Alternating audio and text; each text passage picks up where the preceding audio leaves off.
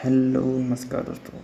आज हम लोग डिस्कस करने जा रहे हैं जो कि इतिहास में युद्ध हुए होते हैं उनके बारे में। जो भी इम्पोर्टेंट युद्ध हैं जो बार बार एग्ज़ाम में पूछे जाते हैं उनको आज हम लोग डिस्कस करेंगे। ठीक है दोस्तों, इनको हम लोग बिल्कुल सीक्वेंस में याद करेंगे, यानी कि टाइम के अकॉर्डिंग जो एक बिल्कुल लाइन में आप लोगों को मिलेंगे। ऐसा नहीं कि कोई भी युद्ध हम लोगों ने पहले डिस्कस कर दिया और कोई बाद में, जिससे आप लोगों को याद रखने में हेल्प हो। हम उस तरीके से आज इनको डिस्कस करने वाले हैं। तो दोस्तों ये वीडियो बहुत ज़्यादा इंपॉर्टेंट रहने वाली है, आप लोग बिल्कुल भी स्किप मत करना, इसको बिल्कुल एंड तक देखना। और एंड में मैं आप लोगों के लिए कुछ स्पेशल भी आप लोगों को बताने वाला हूँ। तो चलिए वीडियो को स्टार्ट करते हैं। तो सबसे पहला जो युद्ध है दोस्तों वो है हाइडेस्पीच का युद्ध, और ये हुआ था 326 ईस्वी में। तो हाइडेस्पीच का युद्ध जो दोस्तों वो हुआ था यहाँ पर, एक जैसे जम्मू है यहाँ पर, और यहाँ पर पाकिस्तान, और यहाँ पर अफ़गानिस्तान। जब यहाँ पर सिकंदर आ रहा था इस साइड से जीतता हुआ भारत की ओर, ठीक है। तो यहाँ पर एक जगह थी हाइडेस्पीच नाम की, यहाँ पर एक नदी थी, झेलम नदी थी शायद। फिर उसके यहाँ पे जो पोरस था ना, उसके एरिया में उसके साथ फिर युद्ध हुआ था हाइडेस्पीच नाम की जगह पे, और ये हुआ था 326 ईस्वी में। तो दोस्तों इस युद्ध में जो सिकंदर है वो जीत तो गया था, इसमें सिकंदर की विजय तो हुई थी, लेकिन जो पोरस था ना वो बिल्कुल मतलब डट के उसके साथ इसने युद्ध किया था सिकंदर के साथ, और सिकंदर इससे बहुत ज़्यादा प्रभावित हुआ था, बहुत खुश हुआ था, और बाद में इसने पोरस को इसका वापस कर दिया था। जो इलाका था, मतलब जो उसका जो राज्य था उसको वापस कर दिया था, उससे खुश हो के कि बहुत निडरता से तूने युद्ध किया मेरे साथ, और जा मैं तेरे को तेरा राज्य वापस कर देता हूँ। फिर इसके बाद दोस्तों कलिंग का युद्ध हुआ था 261 ईस्वी पूर्व, और ये हुआ था दोस्तों जो यहाँ पर भारत में छोटा सा कोशिश करता हूँ बनाने की। यहाँ पे हो गया इस साइड बंगाल वगैरह, जो बांग्लादेश और अरुणाचल प्रदेश वगैरह, और यहाँ पर थोड़ा सा वो विजयनगर वगैरह वाला एरिया है। तो जो अशोक था उसका मैक्सिमम राज्य जो तो यहाँ तो इसने घेर लिया था ऊपर। तो जो ये कलिंग था ये था दोस्तों यहाँ पर बिल्कुल एक छोटा सा राज्य था बचा हुआ।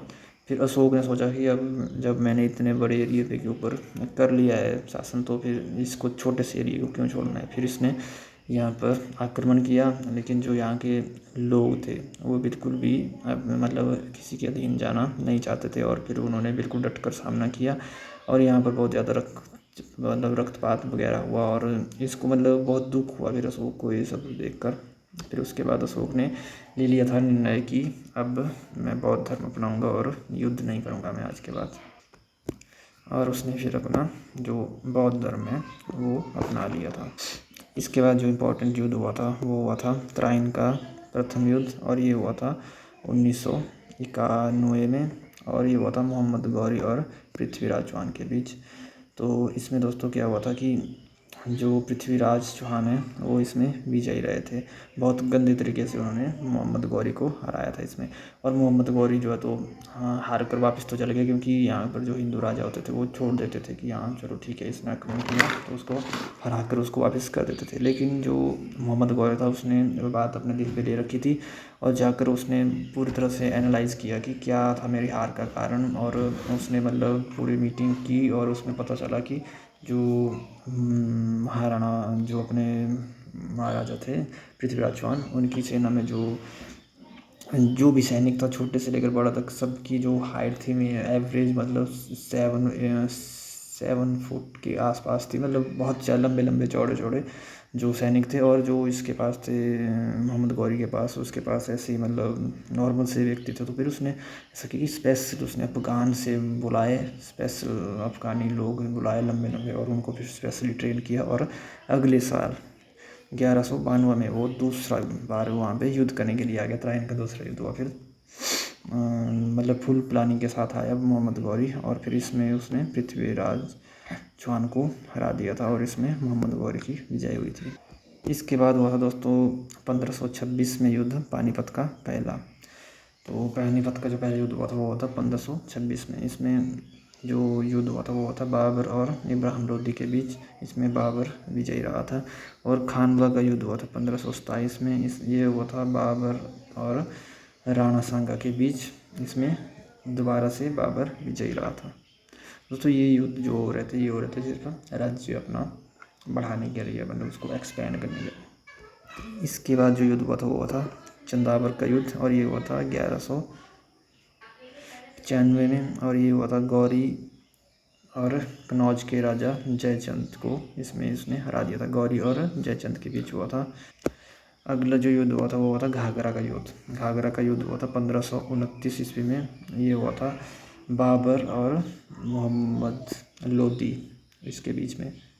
सॉरी दोस्तों, इसमें जो युद्ध हुआ था ये बाबर के द्वारा ही हुआ था, लेकिन मोहम्मद गौरी जो अपना मोहम्मद लोदी है उनके नेतृत्व में हुआ था, और अफ़गानों को हराया था इसमें बाबर ने। इसके बाद हुआ था चौसा का युद्ध। ये हुआ था 1539 ईस्वी में। इसमें जो शेर शाह सूरी थे उन्होंने हुमायूं को हराया था।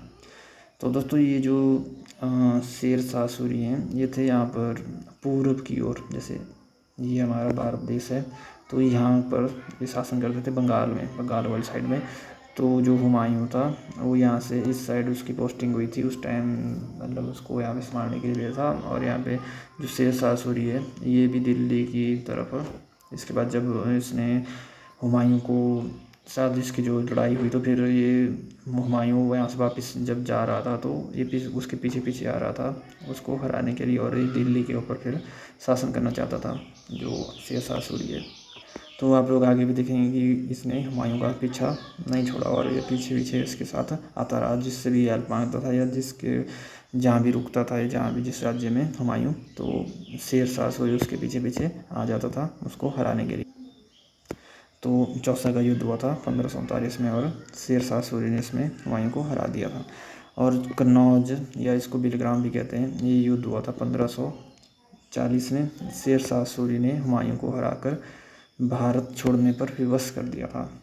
तो जैसा कि मैंने आपको बताया ये शेर शाह सूरी ने इसमें फिर से किसको हरा दिया था, हुमायूं को, और फिर भारत छोड़कर जाना पड़ा था हुमायूं को। इसके बाद अगला जो इम्पोर्टेंट युद्ध है वो है पानीपत का दूसरा युद्ध। ये हुआ था 1556 ईस्वी में। ये हुआ था अकबर और हेमू के बीच, जिसमें अकबर ने हेमू को हरा दिया था। और जो हल्दी घाटी का युद्ध है ये हुआ था 1576 ईस्वी में। इसमें अकबर ने राणा प्रताप यानी कि महाराणा प्रताप को हरा दिया था। दोस्तों इन युद्धों में आप लोगों ने मेन ये बात याद रखनी थी कब हुआ है, कहाँ पे हुआ है और किन किन के बीच हुआ था और कौन जीता था, ठीक है। बाकी आप लोगों को ज़्यादा डिटेल में पूछा नहीं जाता है इसमें। अगला जो इम्पोर्टेंट युद्ध है वो दोस्तों प्लासी का युद्ध। ये हुआ था 1760 में, और ये अंग्रेज़ों और फ्रांसीसियों के बीच हुआ था, जिसमें फ्रांसीसियों की हार हो गई थी। बाकी पानीपत का तीसरा युद्ध हुआ था 1761 ईस्वी में। इसमें अहमद अब्दाली और मराठों के बीच हुआ था, और जिसमें मराठे हार गए थे। अगला इम्पोर्टेंट युद्ध है दोस्तों बक्सर का युद्ध। ये हुआ था 1764 ईस्वी में। अंग्रेज़ों और सुजाउद्दौला के मीर कासिम शाह आलम द्वितीय की संयुक्त सेना के बीच हुआ था, ठीक है, और जिसमें अंग्रेज़ों की विजय हुई थी। अब अगला युद्ध है प्रथम मैसूर युद्ध, मैसूर का पहला युद्ध। ये हुआ था 1767 और 69 के बीच में, ठीक है, मतलब ये चलता रहा था युद्ध। ये हुआ था हैदर अली और अंग्रेज़ों के बीच, जिसमें अंग्रेज़ हार गए थे।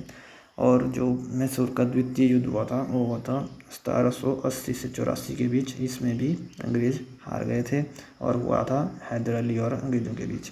बाकी तीसरा युद्ध हुआ था दोस्तों 1790 में, जो कि टीपू सुल्तान और अंग्रेज़ों के बीच हुआ था, और इसमें संधि हुई थी एक, तब जा कर के ये युद्ध हुआ तो समाप्त हुआ था।